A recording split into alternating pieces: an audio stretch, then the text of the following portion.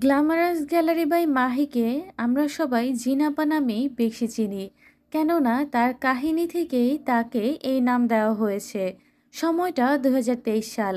তিনি লাইভে এসে বলেন তার 25 বছরের বাচ্চাকে নাকি জিন মেরে ফেলেছে। আর এই ঘটনার সাক্ষী তার বাসায় যে কাজ করে তিনি। তারপরে কিছুদিন পরে এসে বলেন জিন নয়, তার বাসার কাজের মহিলাই নাকি তার 25 দিনের বাচ্চাকে মেরে ফেলেছে।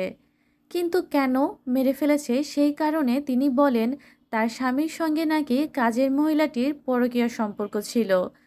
আর এজন্য তিনি থানা পুলিশ পর্যন্ত করেছিলেন, কিন্তু তারপরে আসলে কি হয়েছিল সেই ঘটনা আমাদের কারোরই জানা নয়।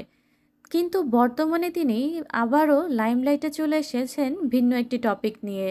তিনি লাইভে এসে বলেন বাংলাদেশের সব মেয়েরা নাকি খ্যাত, তারা কিভাবে ড্রেস আপ করতে হয় এটা নাকি তারা জানে না। বিদেশে গিয়ে কিভাবে চলতে হয়, কিভাবে খেতে হয়, কী ধরনের পোশাক পরতে হয়, এরা নাকি কিছুই বোঝে না। তিনি বেশ সুন্দর ছোট ছোট পোশাক পরে তার স্বামীর সঙ্গে আইল্যান্ডে ঘুরে বেড়াচ্ছেন আর বেশ কিছু ছবি শেয়ার করছেন। তিনি নিজেকে ভীষণ স্মার্ট মনে করেন। আর অন্যদিকে সানভিজ ভাই তনি আপু মাহিকে উদ্দেশ্য করে বলেন যার মধ্যে দেশপ্রেম নেই সে কিভাবে স্মার্ট হতে পারে।